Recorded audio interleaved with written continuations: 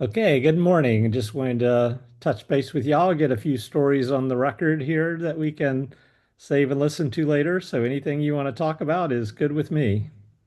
Well, I will tell you about my experience with my first day in first grade school in Okay. Jackson, Kentucky. My mom got me dressed and ready for school, and Okay. uh, she was going to walk me the 3 or 4 blocks to the school from where we lived. And after she got ready, she came to get me and couldn't find me. She looked everywhere in our house, around Okay. our house, outside. She couldn't find me. She went flying up to the school to see if by chance I was there.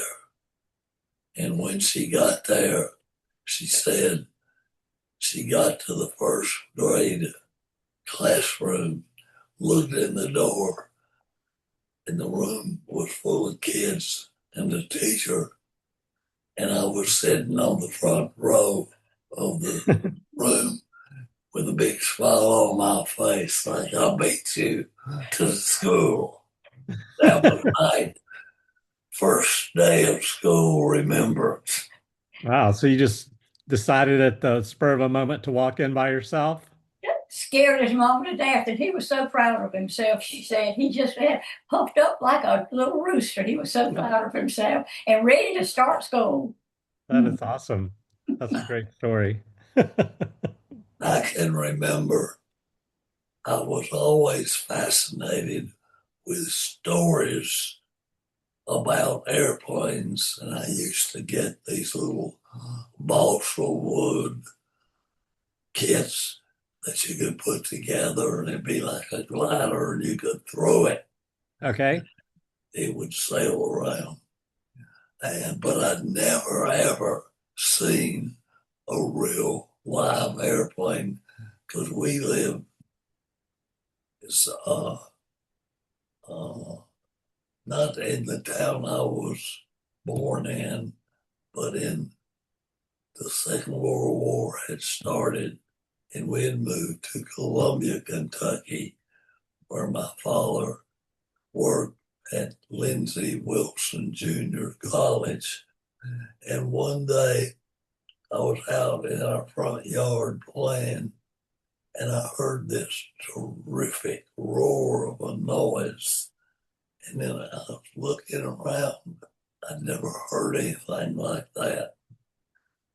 And all of a sudden, this big 4 engine airplane, a military bomber, was very low, just over the treetops, flying right over my neighborhood. And I assumed that's the first plane I'd ever seen. Wow. I assumed the pilot had a girlfriend in that town or something. He was flying low, showing off. And that is I can still, 80 some years later, visualize that plane flying over my head. Wow, that's pretty cool. Were your parents there with you or are you by yourself in the yard? I think that was the beginning of his love of airplanes, and that has continued for years and years. Because, John, remember when you and Catherine were growing up, how many times he would take you somewhere to an airport nearby or even to Charlotte to see planes land and take off and just watch them. And he's just been so fascinated with planes. And I've often told him when he comes back in his second life, he's going to come back as a pilot. Yep. No, I totally get that. I remember that too. John, You tell about the story with the kids in Chunk. do you remember about your first airplane ride? I'll tell you about it. Okay. we had a little airport in Albemarle. It's a little grass strip that a guy by the name of Chuck Smith, who was a pilot in World War II, after the war he came back and bought a little Piper Cub and like a little four-seater. And we used to, your mom and I used to take you and Catherine. You were both, say, preschool age, over to that airport and just let you amble around and look at the airplane that was parked there and talk to the man that owned the plane. And we went there one weekend day, and your mom had to go back to where we had our car parked and left you and Catherine and me alone with Mr. Smith. And he looked at you and Catherine and said, "Would you all like to go for a ride in an airplane?" And of course, you and Catherine and I said yes. They said, "Come on, let's go for a ride." So we went over to his plane, got you and Cat and me in the airplane. He started up, he went out to the little grass runway, turned around, revved up the engine, and started rolling down. About that time, your mom came from where the car was parked around, and all she saw was this airplane starting to go down the runway. And you and Catherine were with big grins on your faces, waving to her as you all went down, and we took off, leaving your mom behind. We flew all around town and then came back and landed. And that was your and Catherine's first experience with an airplane.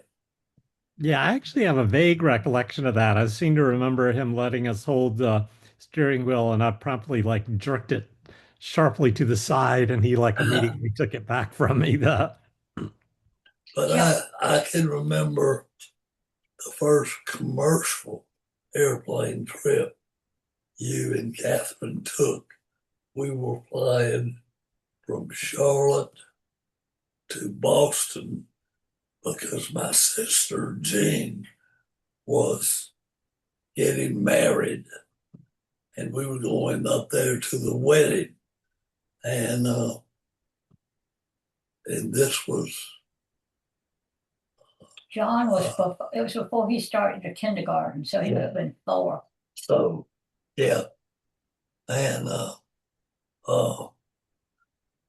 back in those days, the flight attendants were called stewardesses, Uh-huh. and you couldn't quite get stewardess out, so you were calling them servants because they would come around and give you a snack to eat or a drink. Anyway, they were taken with you, and they asked you if you'd like to go up into the cockpit and meet the pilots.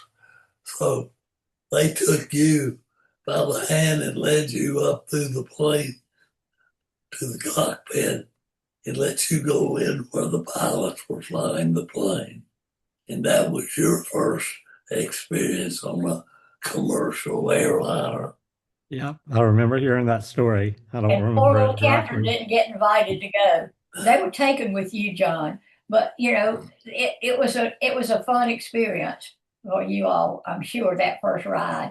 Yeah. That is funny. Uh, You want Well, me that's to talk good. through that? Uncle Ben. Okay. Yeah, we can. Why don't we pause it here and then we can restart another one in a little bit. Okay. Okay. You want me to go now? Yep, I'll stop it right now.